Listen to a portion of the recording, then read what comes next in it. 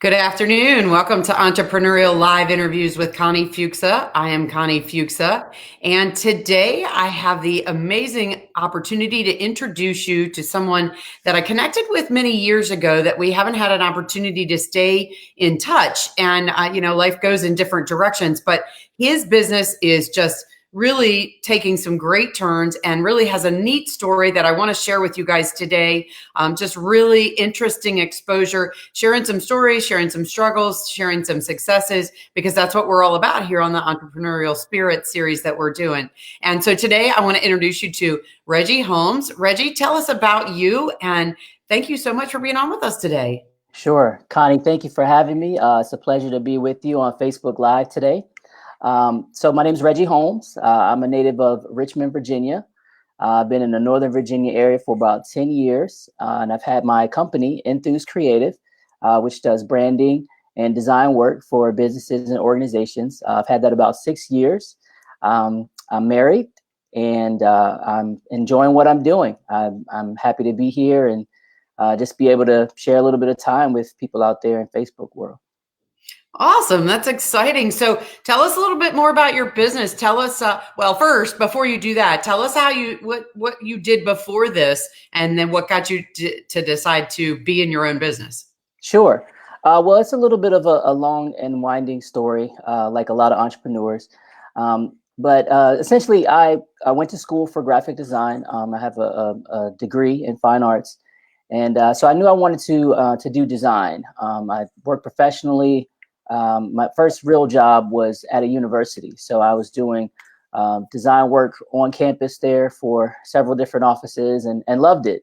And then one day they decided to get rid of my position, budget cuts, things like that. So totally out of my control. But, that was my first sort of exposure to life in the real world. And what I think it did was sort of plant a seed for me that, I want to be positioned one day to have my own opportunities and to not necessarily be somebody who is, the victim of what's happening in the market or, some conditions beyond my control. So that sort of set me on the path toward entrepreneurship. I did a number of things in between just to pay the bills. Right before I started my business, I had a security job. So, which is not creative at all. I just kind of had to stand there on post, and it gave me a lot of time though to think and to prepare and sort of lay the groundwork for, if I was going to do my own thing, what would it look like? What types of opportunities would I want? And so, I try to use that time as best I could to really prepare myself for when I would start Enthuse Creative, which was in late 2013. And, been at it a little over 6 years. So. Wow, that's a really interesting story. So most of the people we talk to don't even stay in the path of where they went to school for. So this is really cool. I like that you continued to follow something that you already knew that was what you wanted to do. Sure. And I think that's really, really interesting. So tell us where the name of your company comes from. How'd you come up with that? Sure. So I was thinking of a name that would be descriptive of me as a person, but also speak to a little bit more of not just what we did, but how we did it. And so enthuse means to fill with joy or happiness. And so when I thought about that, it's a word that kind of makes you smile. And it made me think about one, how I want to feel when I'm doing design, when I'm creating on behalf of my clients, and then also how I want them to feel as a result of working with me. When the whole process is done, beginning to end, I want them to be enthusiastic about not only what I've created, but just the process of working together. So that's kind of how I got the name, and I like it. So.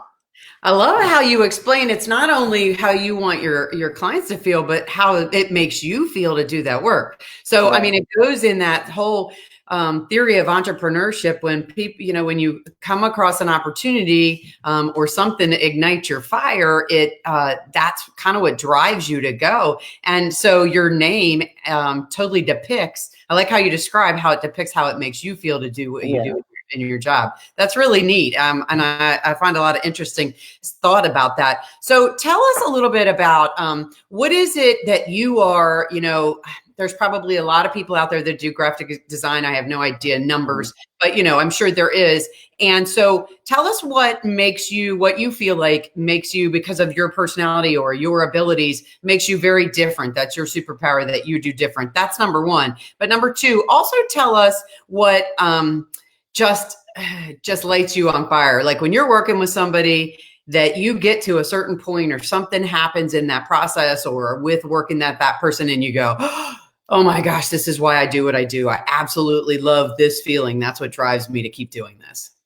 Sure. So I like to think that, so I've always been a person that is like a big idea person. In a group setting, I am an observer. I'm never the first one to talk typically. And I like to let a lot of other ideas get out there as I'm sort of formulating what I want to say and how I want to say it. So I've always been kind of deliberate in terms of how I choose to communicate. And I've found value in that. And I think what, helps set me apart is, yes, I'm creative and can do the design, but where we've tried to go in the last 3 to 4 years is really an emphasis on strategy and design, because great brand strategy, for example, really helps to allows you to create design that is much more robust and is much more able to speak to exactly who that client is and to the people and the audience that they want to reach. So I like to think that the marriage of a great strategic mind as well as creative design ability is what helps sets me apart in the market. And just thinking about, those special moments, I guess, working with clients, it would be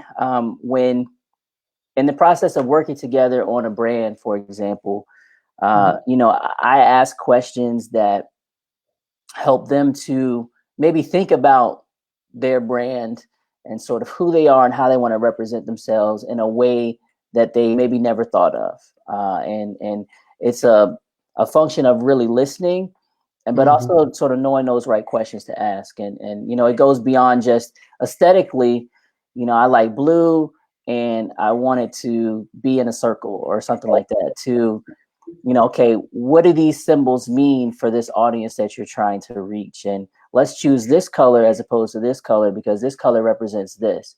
And when we put it with this other color, the combination of them suggests this. And this is really what you want to be in terms of how you want to target people. And when they see this together, this combination of words and images and ideas is going to be much more meaningful. So I think when I'm able to ask the right questions and help business owners to kind of make those connections between, the things that they care about, which is their product and their service and, their image, but also sort of how that fits together and the big idea and understanding of brand.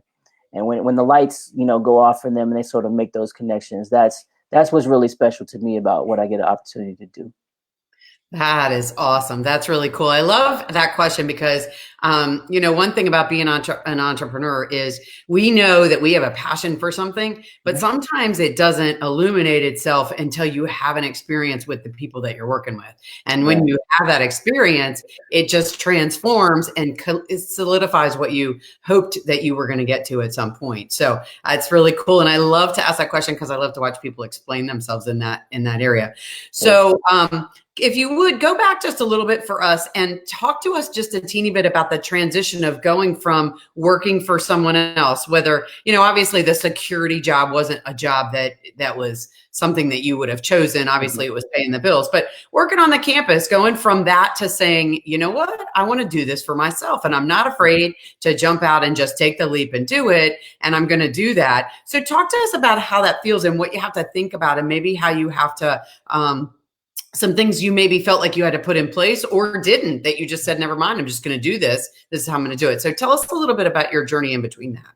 Sure. So we're really talking about a, 4 to 5 year period. So there was some time that transpired in between. And, I think just thinking back to my on-campus experience, one of the things that really was important for me then that I think I took with me as far as getting ready to start my own business was when I worked with people on campus, they valued that strategic mind that I had, and that emphasized for me the importance of whatever sort of opportunity I step into. I need to work with clients that don't just value me as a producer of content or design, but they appreciate my mind, the way I think, and how I approach, their business problems. So that's one thing that I took from there. I think, I have a design degree. I don't necessarily have a business degree, so there's a lot of self-education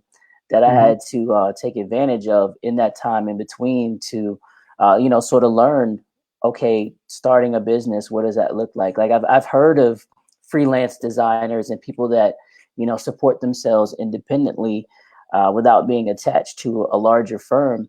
But what does that look like? So I had to go out and meet some of those people and, ask them, well, what was it like when you got started? And then, so there was education on the design front because the technology that we use, the software is always changing. It's always being updated. So I had to stay on top of that. I had to do a lot of networking. That was really my first time, really networking with other people sort of in that interim period. And then just education from a business structure and development sort of standpoint. What does it look like to actually start the business? And then what should my activities be beyond just doing the design work? Like what other things do I need to be doing to ensure that, business is coming in, that I'm making the right connections and stuff like that. So it was a lot of investment in education to get me to a point where I felt confident to take that step to start my own business. Gotcha. So, I'm sitting here writing some notes because I love when I'm hearing some of these things. One thing that we talk about a lot is there's so much interconnection between the entrepreneurs that I talk to because, you go through a lot of similar kind of experiences. One of the things that I hear you talking about is when you jumped into the entrepreneurial world, you knew you didn't have the business tools that you might have needed to do that.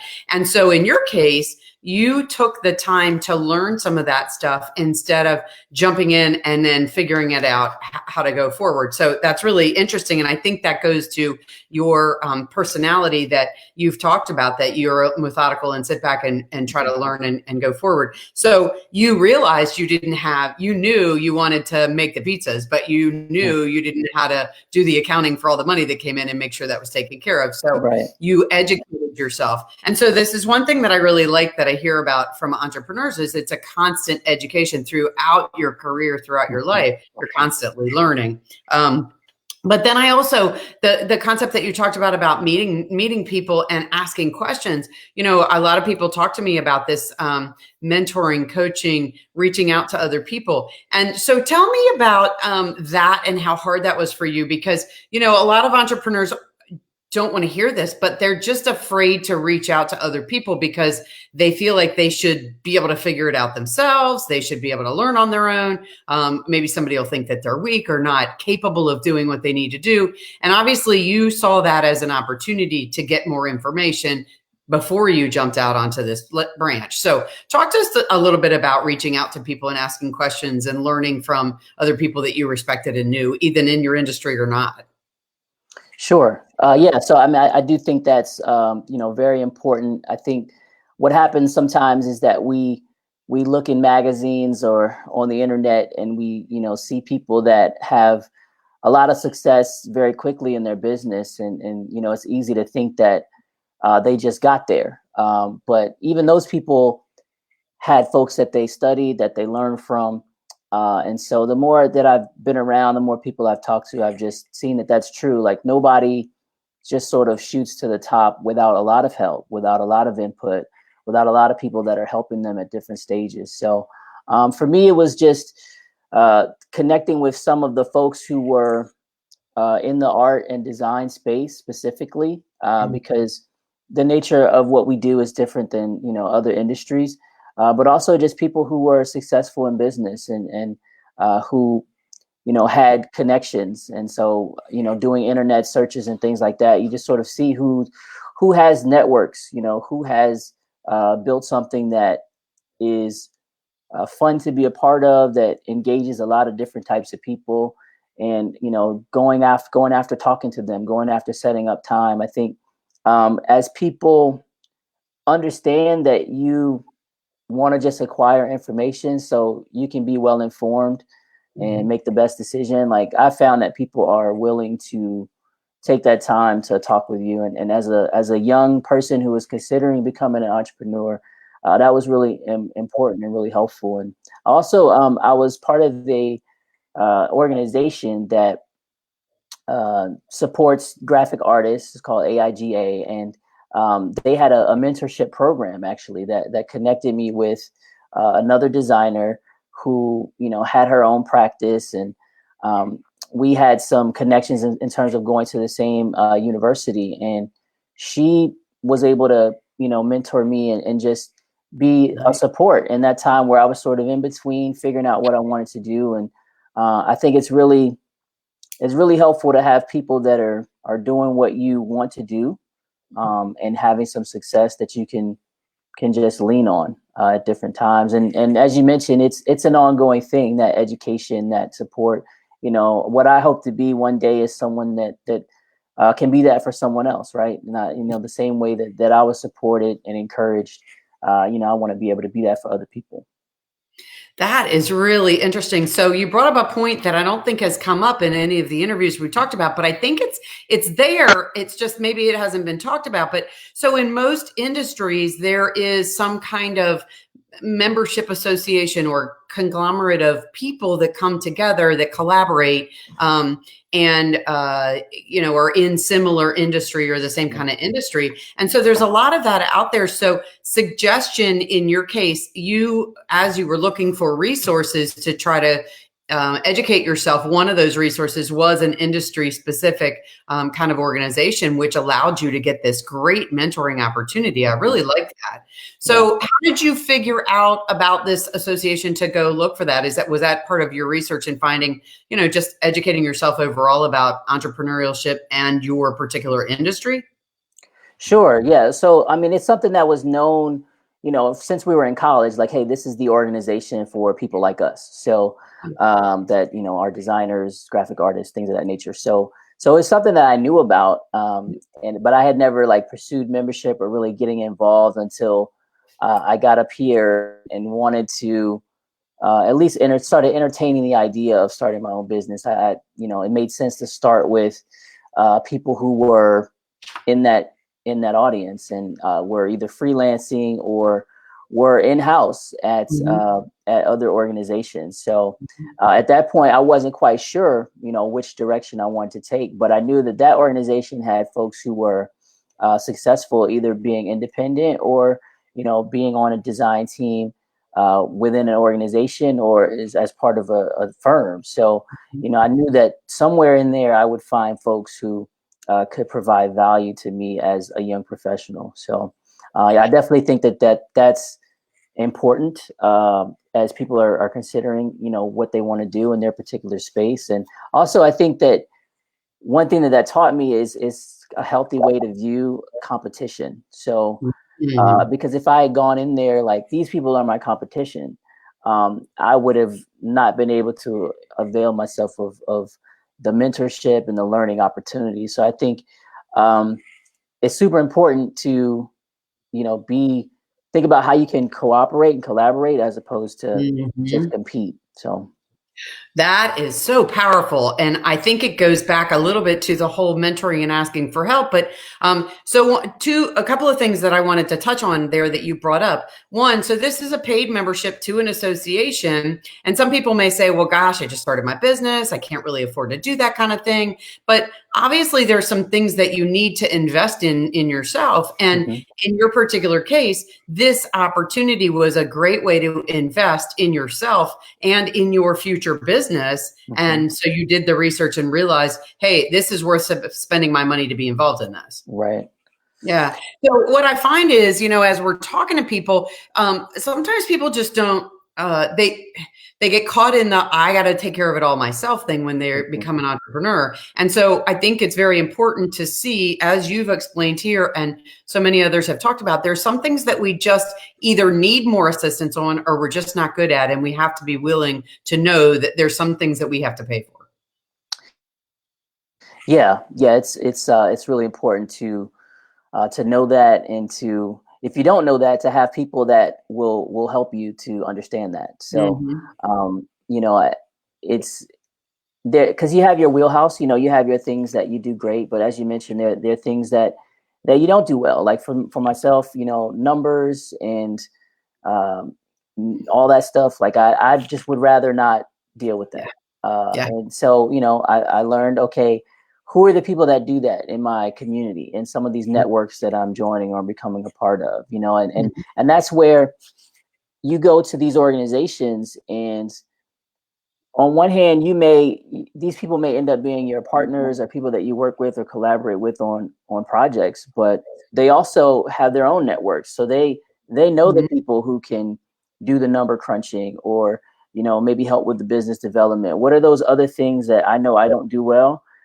These Yeah. other folks have, you know, tried and failed and learned and grown through those challenges. And so all I have to do is ask them, and that, you know, their knowledge becomes my knowledge, and we're all better for it. So they can Yeah. make connections that I wouldn't be able to make because I just don't have that access or opportunity. But because I, you know, had a healthy view of how to look at these people in my industry, you know, they were able to help me, instead of, you know, we're competitors, and we're against each other, and we're not in a position where we can work together and help each other out. I love this. I love this. You know, I love when entrepreneurs talk about collaborating and not being competitors, because, you know, everybody brings a specialty. And that's one of the reasons I ask about that at the beginning, because, Hmm. you know, every single person on this planet is different for a reason. There's something different you bring. Right. And whether it's to your industry or your personal life or whatever, everybody is different. And so everybody brings a certain special something different. And so the collaboration of those things and of information is so helpful, because we all would rather have a referral for somebody that we could trust to our books or trust Hmm. to our legal advice, Right. rather than and look in the I was going to say on the yellow pages. That's a little dating me, but on the internet, I mean, just to find somebody because they have the fancy ad, it's much better to get the referral. So Right. using those tools of the collaboration of folks that are in your industry is hugely important, and I love that you're sharing that. Yeah. One of the other things I really wanted to touch on that you talked about was about part of the way that you're so successful in your business is because you're a really good listener. And, you know, I really wanted to share that a little bit more with people, because I feel like as an entrepreneur, sometimes we're so excited about what we're doing that we, you know, just keep talking and talking and talking Hmm. instead of listening to what our customers want to hear or want to tell us, and Hmm. being able to develop based on that. And it sounds like your successes specifically come through that, being a good listener. So talk to us a little bit more about, is that just your innate skill, or is that something that you had to learn? Sure. So it's definitely something that I've had to learn. I think I am the type of person that, you know, I can feel strongly about things, and uh, I may wait in the conversation, but I am certain to get my point of view across and express, you know, what I'm thinking, what I'm feeling. But I've just learned through different experiences, you know, some personal, some professional, that uh, listening is really the more valuable skill set or trait, because sort of like strategy helps your design to be that much better. I feel like being a great communicator, or being able to, you know, express what you think and feel, is great.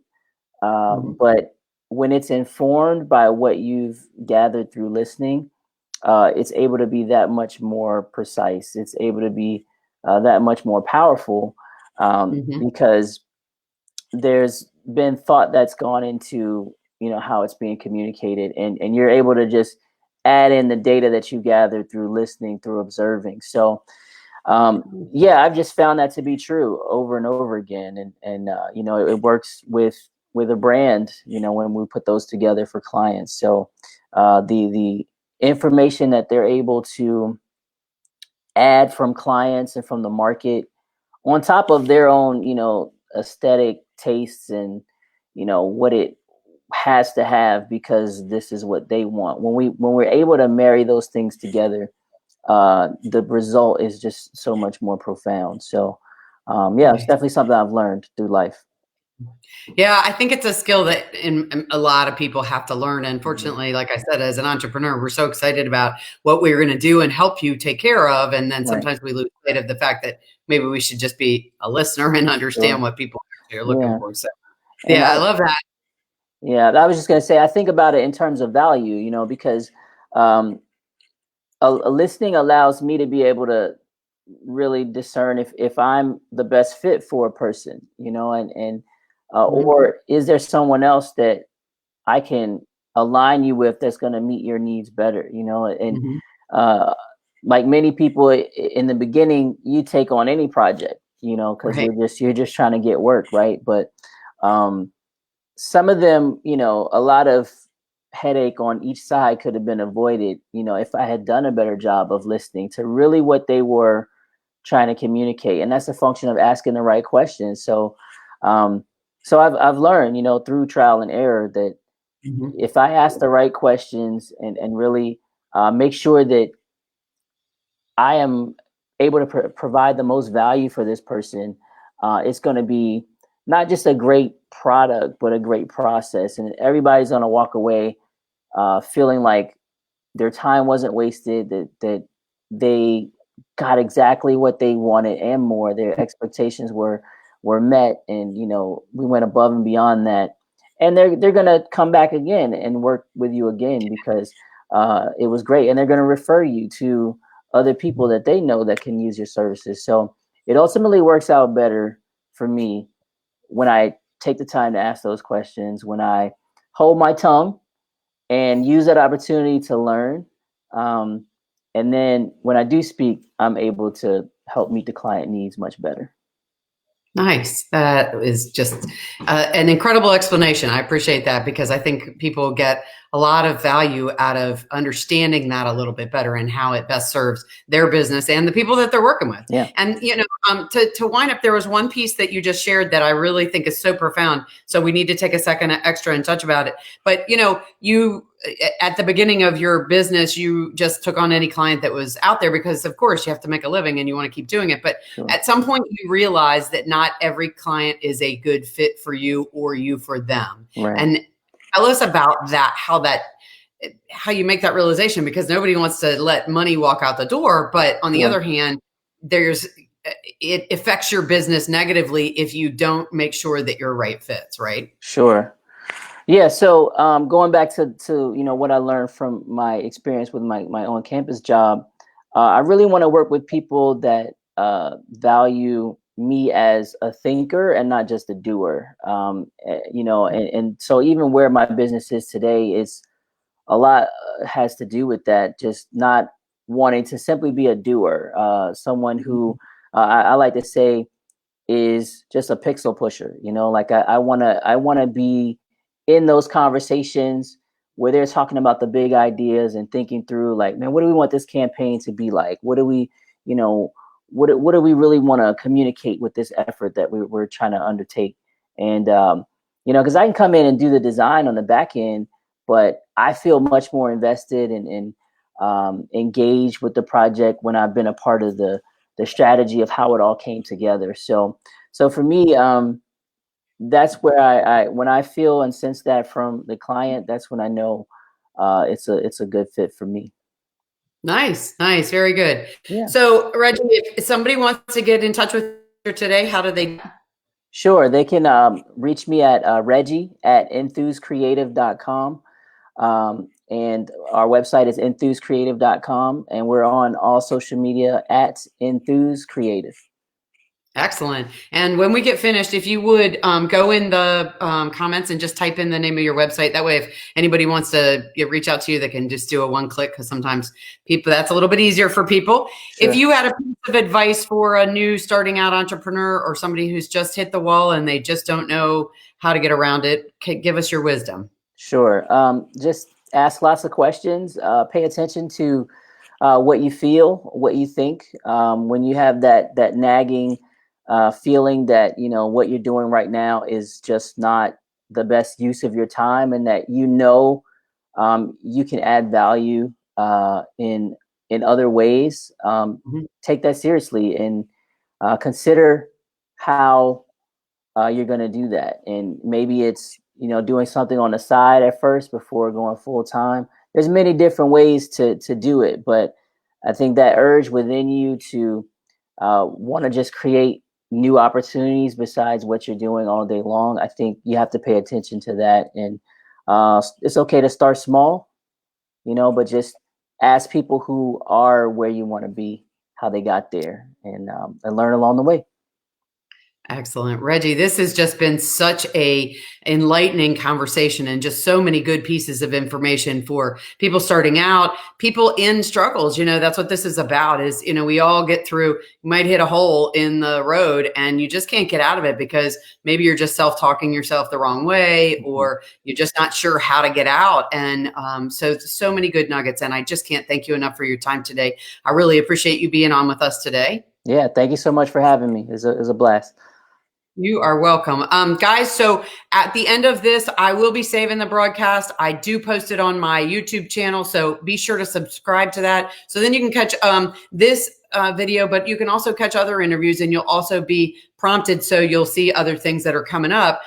It's going to be on our website. We'll be back on Facebook tomorrow. I will be sharing it on Facebook and tagging Reggie on it there. And then in a week or so, it will be on LinkedIn, and I'll be tagging him there so he can share it wherever he'd like to too. So you guys will be able to see it again. Or if you didn't get to see it, then you can see it for the first time. So again, Reggie, thanks so much for your time. And you guys, thanks so much for tuning in. I'll see you again soon on Entrepreneurial Live Interviews with Connie Fuksa. Bye-bye. Bye. Thanks.